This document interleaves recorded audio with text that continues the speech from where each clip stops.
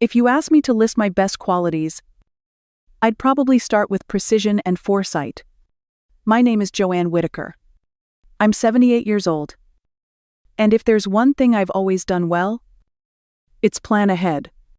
Most people my age cling to paper calendars. I switched to a digital one a long time ago.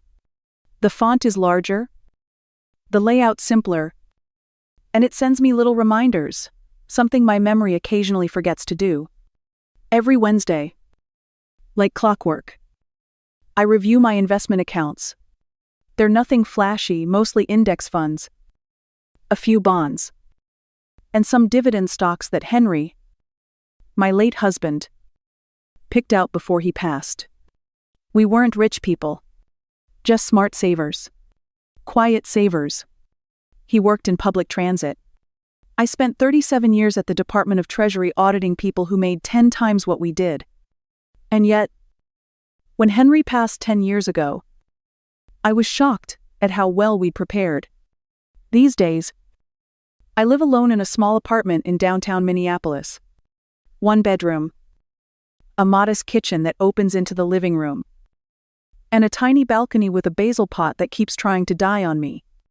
It's nothing luxurious, but it's mine, and nobody questions my choices in it. But the biggest asset I own isn't where I live now. It's a 2-story home in Edina, a quiet, tree-lined suburb outside the city. White siding, black shutters. We bought it nearly 20 years ago for our only child, Tyler. When he got married, Henry and I wanted to give him a proper start. The house was always in my name for tax reasons. Tyler agreed. Gladly. He pays a token rent. Well, pays is generous. The last payment came 2 weeks late and short by $40. I didn't say anything. I never do. Inside that house lives Tyler, his wife Melanie, and their 2 kids, Zoe and Logan. Good kids. Smart. Distant. If you pass the house, you wouldn't think twice about who really owned it. And that's just how Tyler prefers it. Until he wants something fixed, or bought, or transferred. That house. It was supposed to be a gift. A legacy. Something Henry and I were proud to give. But lately, it's starting to feel more like a leash. And my neck is getting sore. Henry and I were never flashy people. We didn't do grand vacations or designer furniture. Our joys were simple Sunday pancakes, long walks around Lake Harriet, jigsaw puzzles on rainy days. When Tyler was born, he became the center of our world. It had taken us years to conceive.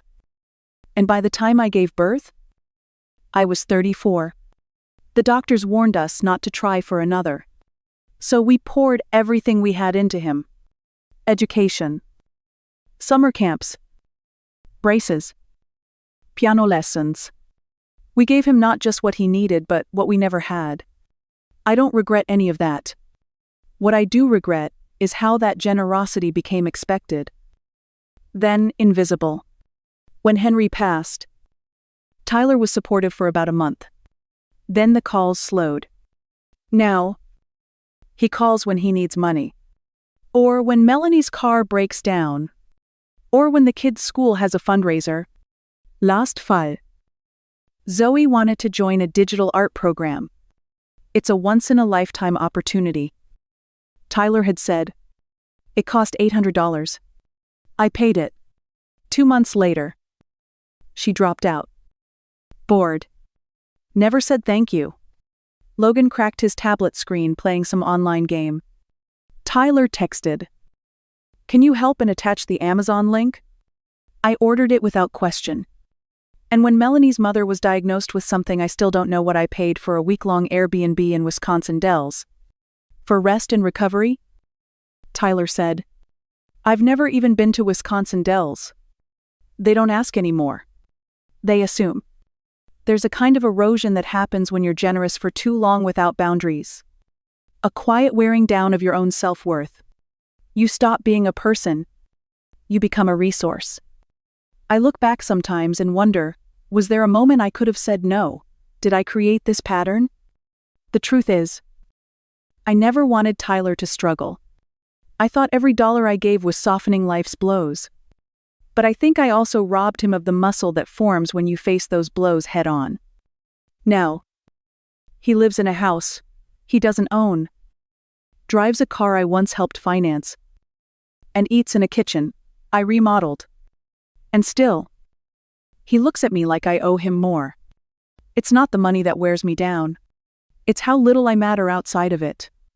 The invitation came on a Thursday afternoon. Tyler texted me no greeting, no punctuation. Dinner Saturday 6 p.m. Just hang out. I read it twice. No mention of Melanie. No warmth. But after wiring him $1,300 just 2 days prior for what he described as school project tech stuff, I figured this was his way of saying thanks. So I said yes. Saturday. I put on my best navy blue pantsuit, the one Henry always said brought out my eyes, and baked my peach cobbler from scratch. The good kind. With brown sugar crumble and cinnamon dusted on top.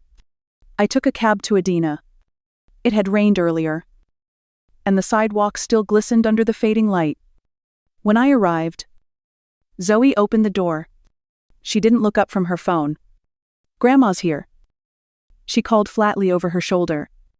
Melanie was in the kitchen, speaking loudly into a Bluetooth headset while sautéing something that smelled aggressively like ginger and garlic. She nodded at me but didn't pause her conversation. "Yes, Courtney. But that's not my job to fix. I'll call you back later, mother-in-law's here." She didn't even look embarrassed. I offered help. She declined without eye contact. "We're almost done here." Tyler was out back fiddling with a monstrous grill that looked like it belonged in a commercial kitchen. He saw me through the window and waved. I waved back, holding the cobbler like an offering. When he finally came in, smelling of smoke and aftershave, he gave me a quick kiss on the cheek. "Hey, Mom. Glad you came. I brought the cobbler," I said, trying to sound cheerful. "Oh, awesome. Zoe loves it." We sat down for dinner 30 minutes later. Logan barely grunted, "Hello." Zoe had earbuds in until Melanie snapped at her to put them away. The food was too spicy for my stomach, but I smiled through it, pushing it around on the plate. Midway through the meal, Melanie casually brought up the topic. "You know, Joanne, there's this lovely senior community being built in Bloomington. Tyler and I saw the brochure. It has yoga, gardening, even on-site healthcare." I froze. Tyler jumped in. "And about the house?" "Mom, maybe it's time we got some paperwork in place just to keep things clean. Financially?" That's when I knew this wasn't dinner. This was a setup. That night, I couldn't sleep. I lay in bed with the sound of Tyler's voice echoing in my head. Just to keep things clean? Financially. They wanted the house. Not now. Maybe. But soon. And they wanted me. Out of the way. Framed as concern. Packaged as love. After all, what better time to pressure an elderly woman than right after she's eaten your oversalted stir-fry and watched your kids ignore her? At 2 a.m., I got up, walked into the kitchen, and opened the drawer where I keep unopened mail. Real mail. The kind that still shows up in envelopes. There it was. Crenshaw Realty Group. The logo was embossed in gold. I'd received dozens of these offers over the years, developers sniffing around Edina like hungry dogs. Usually, I tossed them without a glance. But tonight, I opened it. "Dear Mrs. Whitaker," it read. "Our client is prepared to offer $685. $600,000 for the property located at address. I read the figure again. $685,000. A number large enough to change my life and Tyler's Maya. A number that might have felt obscene years ago, back when Henry and I bought the place for $240. Ling. But now it felt like freedom. I placed the letter on the table, to then brewed tea and stared at it for another hour. The house had memories. Tyler's first steps. Henry trimming the hedges every spring. Me baking blueberry muffins with Zoe when she still wore pigtails. But what was left of that now? Henry was gone. Zoe didn't even look up from her screen. And Tyler, my son, had just politely suggested I remove myself from the home I still legally owned. I called a cab at 7:00 the next morning. By 9:00, I was checked into the Riverstone Lodge. I told the front desk I'd be staying for a while. And then I called Crenshaw Realty. "My name is Joanne Whitaker," I said. "I received an offer on a house I own. I'd like to discuss it." I didn't feel powerful. I didn't feel smug. I felt tired. But for the first time in years, I also felt like I was finally standing on my own 2 feet. The office at Crenshaw Realty was sleek glass doors, soft lighting, a little too much eucalyptus in the air. A young man named Marcus Lee greeted me, polished, polite. He offered coffee, which I declined. "I'm not here for a chat," I told him. "I'm here to understand the terms." He smiled like I'd passed some unspoken test. We spent 2 hours going over the paperwork. The offer was solid. No contingencies. Full payment within 3 weeks.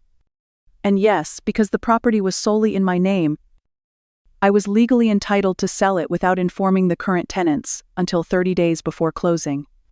Technically, I didn't need to warn them at all. "Would you like us to delay notification?" Marcus asked. "Yes," I said without hesitation. "Send it on the last possible legal day." He didn't flinch, just made a note. The next morning, I signed the preliminary agreement. Then I went shopping not for clothes or gifts, but for something quieter, a storage unit, a P.O. box, a financial advisor who wasn't tied to Tyler's world. I even turned off my phone. The silence was unnerving at first. I kept expecting the guilt to wash over me like a wave. But it didn't come. Instead, there was a strange calm in the quiet. I slept better, ate slowly, started reading again. By the second week, I had hired a lawyer named Eleanor Haskins, a no-nonsense woman in her 60s who read every contract like it was a confession. She reviewed the deed, the rental agreement, and every bank statement from the last 5 years. "Miss Whitaker," she said, "you're not just within your rights. You're clean as glass. If your son tries anything, he'll lose." I nodded. It wasn't about punishing Tyler. Not really. It was about reclaiming the parts of myself I'd handed over piece by piece every time I paid quietly. Smiled tightly. Said yes when I wanted to say no. Now the house was almost sold. The deal would close in 10 days. The eviction notice would arrive the next morning. And I still hadn't returned a single one of Tyler's 14 missed calls. I wasn't hiding. I was choosing peace. On the morning the eviction notice was delivered, I turned my phone back on. 27 missed calls. 10 voicemails. A stream of text messages from Tyler, Melania, and even Zoe. They ranged from confused to frantic. The last voicemail was from Tyler's mom. "I don't know what's happening, but we got a notice saying the house has been sold. This has to be a mistake. Please call me." So I did. "Mom, thank God." "What's going on?" His voice was sharp with panic. "There's no mistake. Tyler, the house has been sold." Silence.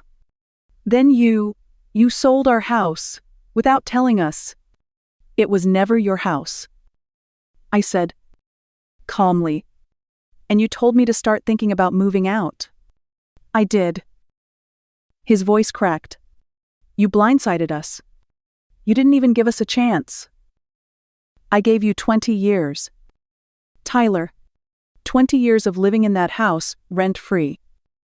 With upgrades and support. And now? I'm giving you 30 days. 30 days, he exploded.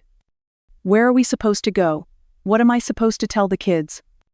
That's for you to figure out. I can't believe you'd do this to your own family. He snapped. You're heartless. I took a breath. I'm offering a $50. Zero interest-free loan to help you with a down payment.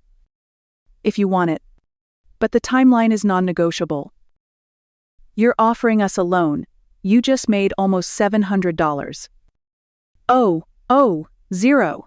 And you want us to pay you back. I'm offering you help. I repeated. Not another favor. Not another free ride. There was a pause. I could hear him breathing through his teeth. Fine. Then I guess I'll get a lawyer. You want to treat this like business, so be it. That's your choice. I said. I've retained counsel as well. Her name is Eleanor Haskins. Any future communication can go through her. I can't believe this. He muttered. You made it clear you didn't want me in your life unless I was useful. So I decided to stop being useful. I ended the call. I didn't cry. I didn't shake. Instead, I sat down with a cup of tea and turned on the radio. It was the first time in a long time I felt like I'd just taken back my name. 3 weeks later, I moved into a corner unit at Riverside Lofts, a new complex overlooking the Mississippi River. Floor-to-ceiling windows. Open concept kitchen. A small balcony where I planted fresh basil that actually thrived. It wasn't just nicer than my old apartment, it was a declaration. I wasn't scaling back.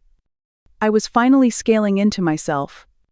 I joined a senior advocacy group called the Silver Circle, retired teachers, nurses, engineers, people who'd spent decades being useful to everyone else and were finally learning to live for themselves.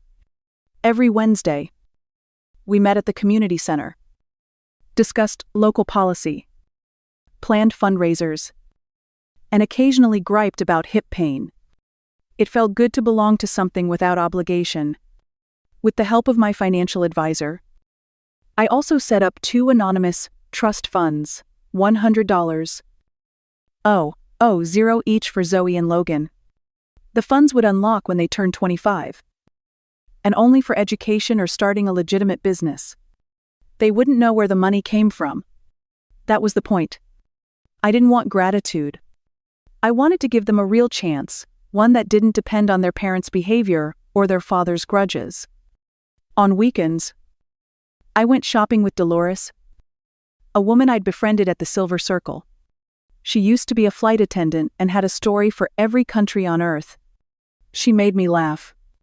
She also convinced me to finally use my passport. Japan in the spring, she said. Sipping coffee. Cherry blossoms. Hot springs. Quiet shrines. We'll get lost and find ourselves. I said yes. I'd said no to so much over the years' travel. Rest. Friendships, because I thought my family needed me more than I needed a life. But now, I understood, when you give too much of yourself away, eventually, there's nothing left. That evening, I unpacked my last box and opened the linen drawer in my new bedroom. Inside was a brooch shaped like a maple leaf silver, with small glass beads. A gift from Henry on our 40th anniversary. I pinned it to the lapel of my coat, looked at myself in the mirror, and saw someone I hadn't seen in years. Not a mother, not a provider, not a placeholder. Just Joanne. Fully. Finally. Herself. It was early spring when the phone rang. The name on the screen made my chest tighten, Zoe Whittaker. I hadn't heard her voice since that awkward dinner. Part of me expected anger. Or guilt-laced pleading. But when I answered, her voice was soft. Grandma, is it true? Did Dad really tell you to move out? He hesitated. Yes. Not in those exact words. Maybe. But the message was clear. She was quiet for a beat. Then, he says you're punishing him. That you're always been controlling. I exhaled slowly. Your dad sees things through his own lens. But the truth is, Zoe, I gave everything I had to make his life easier. And when I needed kindness, he offered conditions. She didn't argue. Instead, she said something that startled me. I got a job. After school, just a few shifts at a coffee shop. We can't afford extras anymore. But I like earning my own money. Something caught in my throat. That's wonderful. Sweetheart, I'm proud of you. She continued. Logan's joined the swim team. Mom's working more hours. And Dad's, well, he's quiete lately. Less angry. He's even thinking about a career change. I'm glad to hear that. Zoe paused. I'm not calling to ask for money. I just wanted to know if maybe I could call you sometimes.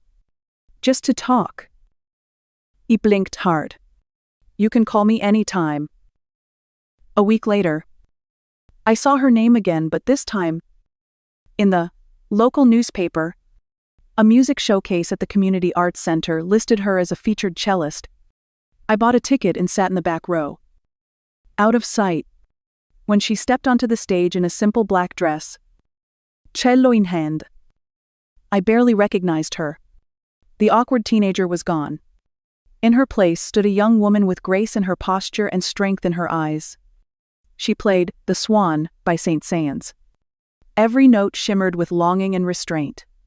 When she finished, I clapped quietly, then slipped out before anyone saw me. But in the lobby, a voice stopped me. You came. Zoe was breathless. Eyes bright. I did. I smiled. She stepped forward. Hesitant. Then hugged me. Not for money. Not for favors. Just for me. And for the first time in decades, that was enough.